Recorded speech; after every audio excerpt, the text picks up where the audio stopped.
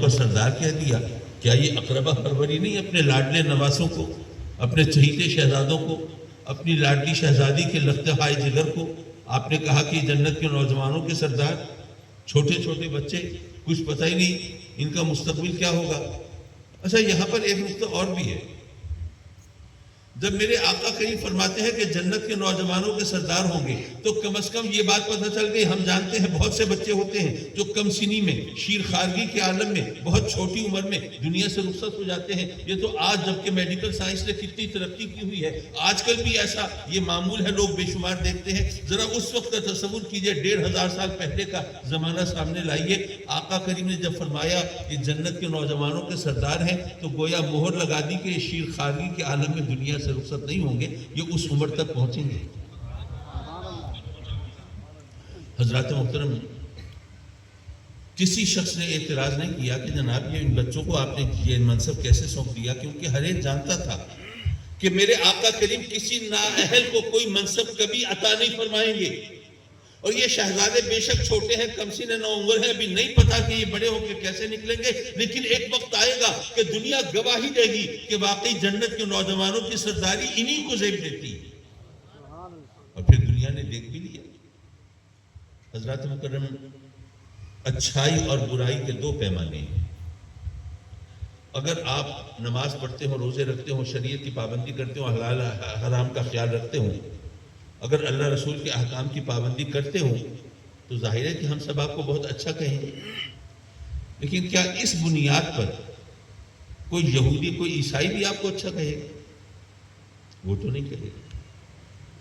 اگر کوئی عیسائی ہر اتوار کو گرجا میں جاتا ہے اور جناب اپنے پریسٹ کا، اپنے پادری کا سیریمن، اس کا خطبہ سنتا ہے اور اس پر عمل کرنے کی کوشش بھی کرتا ہے، اور عیسائیت کے جو سنہری اصول ہیں ان کو اپنانا چاہتا ہے، تو اس کو عیسائی تو بہت اچھا کہیں گے، کیا باقی مذاہب کے ماننے والے اچھا کہیں گے؟ نہیں۔ اسی طرح ایک ہندو ہے، روز صبح اٹھتا ہے، اشنان کرتا ہے، مندر میں جاتا ہے، اپنے بھگوان کے سامنے ڈنڈوت بجا لاتا ہے، شلوک پڑھتا ہے، بھجن گاتا ہے، پرارتھنا کرتا ہے، تو ہندو تو اس کو اچھا کہیں گے، ہم تو نہیں کہیں گے۔ یہ اچھائی کا وہ پیمانہ ہے جس کی بنیاد مذہب پر ہے۔ ایک مذہب کے ماننے والے اچھا کہتے ہیں، دوسرے مذہب کے ماننے والے اچھا نہیں کہتے۔ لیکن اگر کوئی سخی ہے تو اس کو اچھا کہنے کے لیے کیا کلمہ پڑھنا ضروری ہے؟ ہر مذہب کے ماننے والے مانیں گے بھئی سخی ہے، بڑا اچھا آدمی ہے، جو جنت دوزخ کا معاملہ ہے وہ تو اللہ جانے، اس کے بندے جانے، لیکن بہرحال یہ سخاوت کی وجہ سے اس کی تعریف تو ہوگی۔ اگر کوئی رحم دل ہے تو اس کو لوگ اچھا تو کہیں گے، چاہے کسی مذہب سے، کسی عقیدے سے، کسی نظریے سے متعلق۔ پتہ یہ چلا کہ دیکھیے اگر کوئی سخی ہے تو ہم اس کو اچھا کہیں گے کیونکہ سخاوت اچھی ہے، کنجوسی بری ہے، شجاعت اچھی ہے اور بزدلی بری ہے، رحم دلی اچھی ہے اور سنگ دلی بری ہے، سچائی اچھی ہے اور جھوٹ برا ہے، صبر اچھا ہے، بے صبراپن برا ہے۔ یہ تمام چیزیں ہمیں پتہ ہیں، لیکن ان کی بنیاد مذہب پر نہیں ہے بلکہ ان کی بنیاد انسانیت پر ہے۔ جو انسان ہے، کسی بھی مذہب سے اس کا تعلق ہو، یہ ان چیزوں کو اچھا مانتا ہے۔ سوال یہ ہے کہ جو جگہ جگہ، گلی گلی، کوچے کوچے محافل ذکر حسین منعقد ہو رہی ہیں، کس لیے ہو رہی ہیں؟ کیا اس لیے کہ حسین عابد و زاہد ہیں؟ عابد و زاہد تو ہیں، لیکن ان محافل کے انعقاد کا سبب کیا ہے؟ کیا ان کا زہد و تقویٰ ہے؟ کیا عبادت و ریاضت ہے؟ کیا متقی اور پارسا ہونا ہے؟ کیا نمازی اور پرہیزگار ہونے کی وجہ سے ہم ان کو خراج تحسین پیش کر رہے ہیں؟ ایسا تو نہیں ہے، ورنہ متقی اور پارسا تو اور بھی بہت ہیں۔ میں ایک مادر علمی میں ہوں، یہاں آپ جانتے ہیں ہم سب حنفی ہیں، اور امام اعظم ابو حنیفہ رضی اللہ تعالیٰ عنہ کی نسبت سے حنفی کہلاتے ہیں۔ ان کی عظمت اور شان کو ہم سب سلام کرتے ہیں، اور ان کے بارے میں کتابوں میں لکھا ہے کہ 40 برس تک عشاء کے وضو سے فجر کی نماز ادا کی ہے۔ حنفی ہونے کے باوجود ان کی یاد میں اس طرح محافل منعقد نہیں ہوتی جس طرح امام حسین کی یاد میں ہوتی ہے۔ کیوں؟ وہ اس لیے کہ ان کی عظمت اور شان کو دین اور مذہب کے پیمانے سے نہیں ناپا جاتا، تقوی و طہارت کے حوالے سے نہیں، زہد و عبادت کی وجہ سے نہیں، بلکہ ان کے صبر کی وجہ سے، ایثار کی وجہ سے، قربانی کی وجہ سے، سرفروشی کی وجہ سے، جانثاری کی وجہ سے، ہمت اور حوصلے کی وجہ سے، جمع مردی کی وجہ سے. اور یہ وہ اوصاف ہیں جن کی اچھائی اور عظمت کو ماننے کے لیے مسلمان ہونا ضروری نہیں ہے، انسان ہونا کافی ہے. اب شاید آپ کو وہ اس شعر کا مفہوم سمجھ میں آئے جو بچپن سے سنتے چلے آئے کہ ذرا انسان کو بیدار تو ہو لینے دو. ہر قوم پکارے گی ہمارا ہے حسین. پہلے سوچتا تھا کہ ہر قوم پکارے گی ہمارا ہے حسین. یہ شاعر بھی اونچی اونچی چھوڑتے ہیں، ہر قوم کو کیا پڑی ہے حسین کو اپنا کہے. وہ تو ہمارے نبی کے نواسے ہیں، ہمارے لیے محترم ہیں، ہم مانتے ہیں وہ جنت کے نوجوانوں کے سردار ہیں، ہم ان کی عظمت کو مانتے ہیں، ہم ان کو اپنا کہتے ہیں. کوئی عیسائی، کوئی سکھ، کوئی یہودی، کوئی مجوسی، کوئی ان کو اپنا کیوں کہنے لگا. لیکن پھر جب یہ پتہ چلا کہ حسین کی عظمت انسانیت کے حوالے سے ناپی جاتی ہے، تو اس لیے شاعر نے کہا ذرا حسین کی عظمت کو اجاگر تو ہونے دو، حسین کے خوبصورت چہرے سے لوگوں کو آشنا تو ہونے دو، پھر ہر قوم پکارے گی ہمارا ہے حسین. حضرات مکرم، آپ تو یہاں سے اٹھیں گے، جامعہ کے طلبہ تو خیر یہیں رہ جائیں گے. آپ حضرات آپ اٹھیں گے، اپنے اپنے گھروں کو نکل جائیں گے. مجھے ملتان پہنچنا ہے، اور صرف پہنچنا نہیں ہے بلکہ کل مجھے ملک سے باہر کے لیے فلائی بھی کرنا ہے. لیکن ایک بات میرے ذہن میں آئی، بس وہ عرض کر کے میں آپ سے اجازت چاہوں. دیکھیے بات یہ ہے کہ یہ دنیا جو ہے یہ ہمیشہ جیتنے والے کا ساتھ دیتی ہے. بلکہ یہ بھی دیکھا ہوگا الیکشن میں آپ نے کہ جب کوئی الیکشن میں ہار جائے تو ہارنے والے کے چیف سپورٹر بھی بعض اوقات جیتنے والے کو ہار پہنانے کے لیے پہنچے ہوئے ہوتے ہیں. صحیح وہ مجبوری تھی، کھل کے آپ کا ساتھ نہیں دے سکتے تھے، لیکن دل سے آپ کے ساتھ تھے، ووٹ آپ کو دیا. ہوتا ہے نا ایسا. یہ دنیا جیتنے والوں کا ساتھ دیتی ہے، ہارنے والوں کا ساتھ نہیں دیتی. آپ کو پتہ ہے امام علی مقام شہید کر دیے گئے، مقتول ہوئے. آپ کے سر اقدس کو نیزے کی نوک پر آویزاں کر دیا گیا. آپ کو معلوم ہے ان کے جسد اطہر پر گھوڑے دوڑائے گئے، آپ کے خیموں کو آگ لگا دی گئی، آپ کا قافلہ رک گیا، آپ کے جو ساتھی تھے ان کو بھی شہید کر دیا گیا. اور یہ لوٹا پٹا قافلہ، یہ اس کی جو دمشق کے کوچہ و بازار میں کس طرح نمائش کی گئی، یہ سب چیزیں آپ جانتے ہیں کہ یزید کا لشکر کس طرح فتح و نصرت کے ترانے گاتا ہوا اور کامرانی کے شادیانے گاتا ہوا وہ واپس آیا ہے. یہ تمام چیزیں آپ جانتے ہیں. اب میں آپ سے پوچھتا ہوں، آپ یزید کے ساتھ ہیں یا حسین کے ساتھ ہیں؟ حسین کے ساتھ ہیں. آپ کو پتہ ہے وہ شہید ہو گئے، وہ قتل کر دیے گئے، ان کا قافلہ بھی اس طرح رک گیا. پھر بھی آپ کہتے ہیں کہ آپ حسین کے ساتھ ہیں. پتہ یہ چلا کہ دنیا ہمیشہ جیتنے والوں کے ساتھ ہوتی ہے، تو حسین شہید تو ہوئے ہیں، ہارے نہیں ہیں. وہ قتل ضرور ہوئے ہیں لیکن ہارے نہیں ہیں، بلکہ سر کٹا کے جیتنے کا سلیقہ یہ حسین نے سکھایا. حضرات مکرم، بعض لوگ کہتے ہیں کہ جناب وہ انہوں نے راستہ صحیح نہیں اختیار کیا تھا، ان کو ان کے اہل بیت نے روکا تھا، صحابہ کرام کی اکثریت نے روکا تھا. جب کوفے کی طرف جا رہے تھے تو جہاں رات ہوتی تھی، جہاں قیام ہوتا تھا، لوگوں کو پتہ چلتا تھا آپ کوفے جا رہے ہیں، وہ بھی منت کرتے تھے جی آپ نہ جائیں. تو روکنے والے روکتے رہے لیکن وہ چلتے رہے. اب کیا کریں؟ بہرحال وہ اگر صحیح راستے پر ہوتے تو ان کے اتنی زیادہ روکنے والے روکتے کیوں؟ میں عرض کروں گا، دیکھیے جب کوئی کام ہو رہا ہو اس وقت بحث ہو سکتی ہے یہ کام صحیح ہے یا غلط ہے. اس وقت بحث ہو سکتی ہے، ہر ایک کی اپنی رائے ہوتی ہے. میں اگر سیاست کے حوالے سے مثال دوں تو شاید بات آسانی سے سمجھ میں آ جائے. میں کسی کی حمایت یا مخالفت نہیں کر رہا، میں صرف ایک مثال پیش کر رہا ہوں. پچھلے دنوں ایک شوشہ چھوڑا گیا ہے کہ جی حکومت پی ٹی آئی پر پابندی لگانا چاہتی ہے. ایسا ہوا ہے نا؟ اب دیکھیے ہر ایک کی اپنی رائے ہے. بہت سے لوگ کہہ رہے ہیں کہ جناب یہ حماقت کرے گی حکومت، اپنے پاؤں پہ کلہاڑی مارے گی. اگر ایسا کرے گی تو یہاں پر تو تختہ الٹ جائے گا اور جناب عوام نکل آئیں گے اور جناب وہ خون خرابہ ہوگا اور وہ ہنگامہ ہوگا کہ کسی سے سنبھالے نہیں سمجھے گا اور یہ سارا سسٹم جو ہے یہ تباہ ہو جائے گا. لوگ اس طرح کی باتیں کر رہے ہیں. کچھ لوگ وہ بھی ہیں جو حکومت کے ساتھی ہیں، وہ کہتے ہیں یار پابندی لگ جائے اچھا ہے، جان چھوٹے گی، ہر وقت جناب ان کی بلیک میلنگ ہوتی ہے اور ان کے چکر چلتے ہیں، ان سے جناب جان چھڑانے کا یہی طریقہ ہے، ان پہ پابندی لگا دو اور ان کو باہر نہ نکلنے دو۔ ہر ایک کی اپنی رائے ہے۔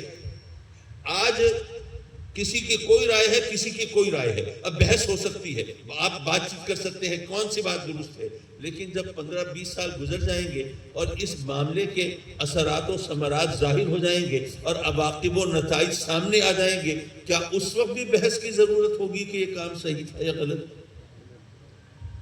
اس وقت تو وقت کی گواہی سامنے ہوگی نا، اور جب وقت کی گواہی آ جاتی ہے تو پھر کسی اور گواہی کی ضرورت نہیں رہتی، پھر وقت خود سب سے بڑا گواہ ہے نا۔ حضرات مکرم، امام عالی مقام کوفے کی طرف روانہ ہوئے، 1400 سال گزر گئے سانحہ کربلا کو۔ کیا 1400 سال گزرنے کے باوجود 1400 سال گزرنے کے باوجود کیا آج تک پتہ نہیں چلا کہ حسین صحیح تھے یا غلط تھے؟ کیا وقت کی گواہی اتنے عرصے میں سامنے نہیں آئی؟ اگر کسی کا خیال ہو کہ یہ نہیں آئی، ابھی تک بحث ہو رہی ہے، میں عرض کروں گا کہ چلیے پھر یہی فیصلہ کر لیتے ہیں، باہر جانے کی ضرورت نہیں۔ امام عالی مقام صحیح تھے یا غلط؟ بھئی دنیا ایک اصول کی بات ہے، ہم صحیح کا ساتھ دینا چاہیے، غلط کا ساتھ تو نہیں دینا چاہیے۔ تو میں آپ سے پوچھتا ہوں، آپ حسین کے ساتھ ہیں یا یزید کے ساتھ ہیں؟ حسین کے ساتھ ہیں۔ تو اگر 1500 سال گزرنے کے بعد بھی دنیا حسین کا ساتھ دینے میں فخر محسوس کرتی ہے اور یزید کا ساتھ یہ اس کے لیے گالی کے مترادف ہے، تو یارو یہ وقت کی گواہی اور کسے کہتے ہیں؟ یہ اگر آج بھی حسین کی عظمت کے سامنے سر تسلیم کو خم کیا جاتا ہے، اگر آج بھی ان کے گن گائے جاتے ہیں، اگر آج بھی خراج تحسین پیش کیا جاتا ہے، اور اگر کوئی یزید کو کھینچ تان کے بچانے کی کوشش کرتا بھی ہے، تو ذرا سوچئے، میں اس حدیث کی تفسیر میں نہیں جاؤں گا کہ اول جیش من امتی یغزون مدینہ قیصر مغفور لہم، میں اس کی ڈیٹیل میں نہیں جاؤں گا، لیکن اس حدیث کے حوالے سے لوگ کھینچ تان کے یزید کو مغفور لہم کے زمرے میں شامل کر کے جنتی ثابت کرنے کی کوشش کرتے ہیں، یہی کچھ ہوتا ہے۔ لیکن صرف اتنی سی بات، ایک ہی بات کافی ہے، یزید کا نام لے کر آقا کریم نے اس کو جنتی نہیں فرمایا، اور حسین کا نام لے کر صرف جنتی نہیں، جنتیوں کا سردار فرمایا۔ تو بات اگر آقا کریم کے فرمان پہ ٹھہری تو کوئی اگر مگر کی گنجائش ہی نہیں، ادھر ادھر جانے کی کوئی تک ہی نہیں۔ حضرات مکرم، ایک بات اور مجھے کہا گیا کہ وہ میں آپ کے سامنے عرض کروں، اور مجھے خوش فہمی یہ ہے کہ شاید وہ بات صرف میں نے ہی کہی پہلی بار، کہیں اور سے آواز نہیں آئی، تو اس لیے مجھ سے اکثر یہ تقاضا ہو جاتا ہے، اور وہ نکتہ شاید کچھ لوگوں کے لیے نیا بھی ہو، تو اس لیے عرض کرنے میں کوئی حرج نہیں، اور اسی پر بات ختم کروں ایک آدھ نصیحت کے ساتھ۔ دیکھیے، جہاں بھی کربلا کا ذکر ہوتا ہے، امام عالی مقام کی شہادت کا ذکر ہوتا ہے، چاہے وہ تقریریں ہوں یا تحریریں ہوں، کتابیں ہوں یا آوازیں ہوں، ہر جگہ پتہ چلتا ہے کہ جی پیاسا حسین، پانی روک دیا گیا، العطش کی صدائیں تھیں، پانی کی طلب تھی، ہر جگہ یہ ذکر ہوتا ہے۔ اور ہمیں بھی معلوم ہے کہ یزید کے لشکر نے پانی بند کر دیا تھا، چھوٹے معصوم بچے بھی کس طرح پانی کے لیے بلک رہے تھے، لیکن پانی نہیں ملا ان کو۔ کچھ لوگ یہ بھی کہتے ہیں کہ جناب اگر حسین سچے ہوتے، حق پر ہوتے، تو اگر سیدنا ابراہیم علیہ السلام کے فرزند کی خاطر اگر زمزم کا چشمہ پھوٹ سکتا تھا، تو کیا آقا کریم کے چہیتے نواسے کی خاطر کیا آسمان سے میہ نہیں برس سکتا تھا، زمین سے چشمے نہیں ابل سکتے تھے؟ بلکہ کربلا جو ہے وہ تو فرات کے کنارے ہے نا۔ وہ مجھے وہ شعر یاد آیا، شاعر کہتا ہے کہ زندگی پر اس سے بہتر تبصرہ ممکن نہیں، زندگی پر اس سے بہتر تبصرہ ممکن نہیں، ٹھیک دریا کے کنارے ہے زمین کربلا۔ تو فرات کا کنارہ ہے نا کربلا، تو کیا فرات کی موجوں میں طغیانی نہیں آ سکتی تھی؟ سیلاب نہیں آ سکتا تھا؟ کیا وہ موجیں خیموں تک رسائی نہیں پا سکتی تھی؟ سب کچھ ہو سکتا تھا۔ یہ تمام باتیں یہ کی جاتی ہیں وہ اس پیاس کے حوالے سے. تو میرے ذہن میں بات آئی, میں سوچنے لگا کہ بھئی جن لوگوں نے پانی بند کیا تھا کیا کھانا بند نہیں کیا ہوگا؟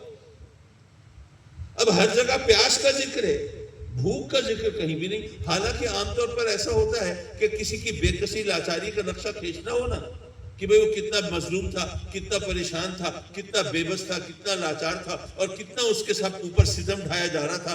تو عام طور پر کہا جاتا ہے وہ بھوکا پیاسا وہاں پڑا ہوا تھا, وہ بھوکا پیاسا بیچارہ بے یار و مددگار تھا. بھوکا پیاسا یہ محاورے کے طور پر بھی اکٹھا بولا جاتا ہے. لیکن یارو کیا مسئلہ ہے کہ جب کربلا کی بات ہوتی ہے, قافلہ حسین کی بات ہوتی ہے, سید الشہداء کی بات ہوتی ہے, تو وہاں صرف پیاس کا ذکر آتا ہے, بھوک کا کہیں ذکر نہیں ہے.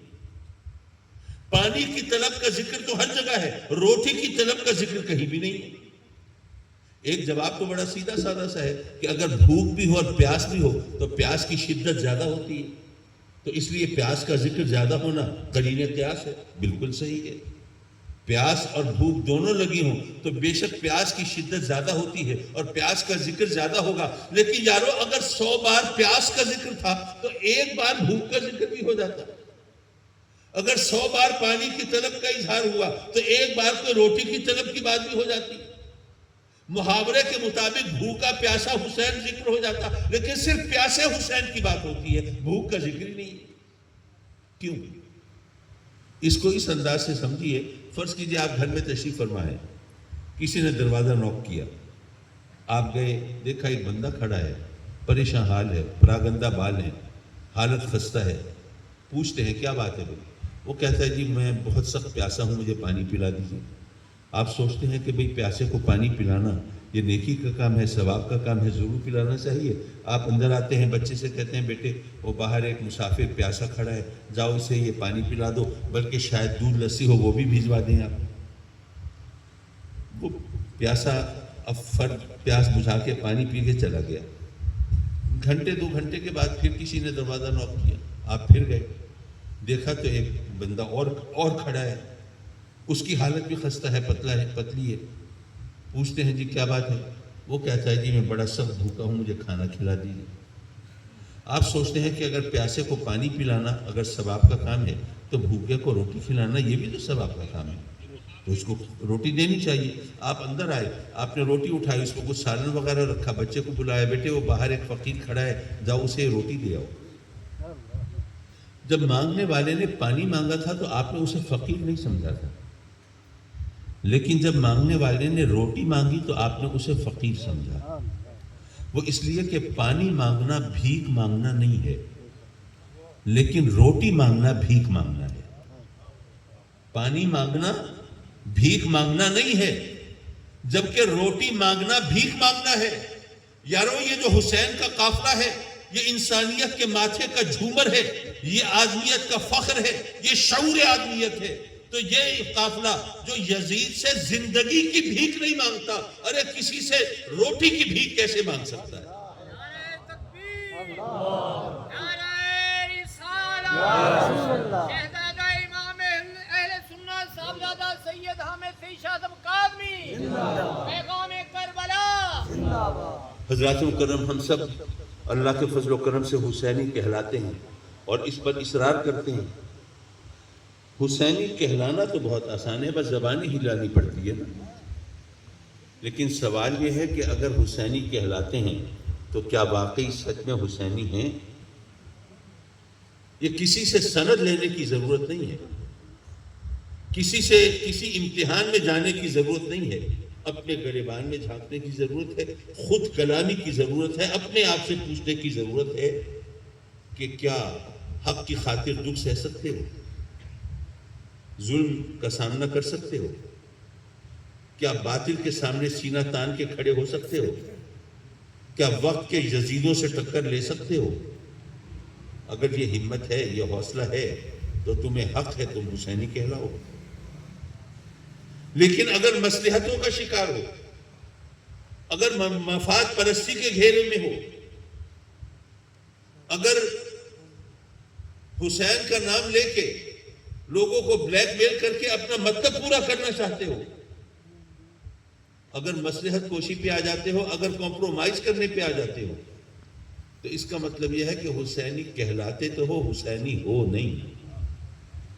کہلانا اور بات ہے، ہونا اور بات ہے۔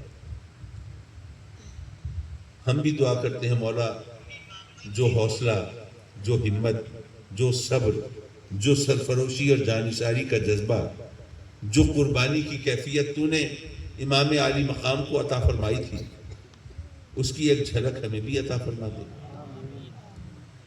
پھر ایک صاحب کہنے لگے کہ جی آپ کو وہ کیسے مل سکتا ہے؟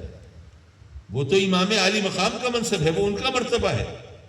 تو میں نے پھر شاعر کی زبان سے ایک ہی جواب دیا کہ میرے سوال کی عظمت تو دیکھ اے ساقی، میرے سوال کی عظمت تو دیکھ اے ساقی، جو مانگتا ہوں نہ دے دادے انتخاب تو دے۔ کم از کم مانگنی تو اعلیٰ چیز چاہیے۔ حضرات مکرم، امام عالی مقام صرف ایک فرد کا نام نہیں ہے۔ حسین ایک فرد نہیں، وہ ایک نظریہ ہے، وہ ایک عقیدہ ہے۔ دنیا کے اندر جو بھی باطل کے سامنے سر اٹھا کے جینے کا حوصلہ رکھتا ہے وہ حسینی ہے۔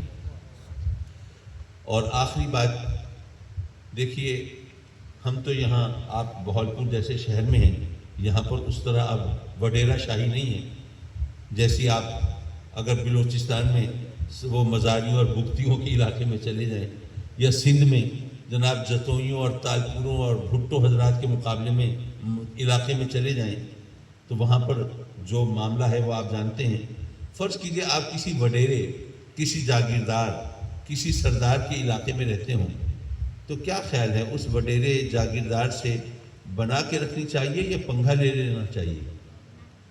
اگر سکون سے رہنا ہے وہاں تو عقل کا تقاضا یہ ہے، فہم و فراست کا تقاضا یہ ہے کہ اس سے خواہ مخواہ پنگھا نہ لیں، حتی الامکان بنا کے رکھیں۔ ٹھیک ہے نا؟ تو یارو باقی لوگوں کی بات تو ان کے ساتھ ہے، آپ سے درخواست یہ ہے کہ آپ میں سے جس کو بھی ذرا امید ہو نا جنت میں جانے کی، تو اس کو بھی پھر جنت کے سرداروں سے بگاڑنی نہیں چاہیے۔ وآخر دعوانا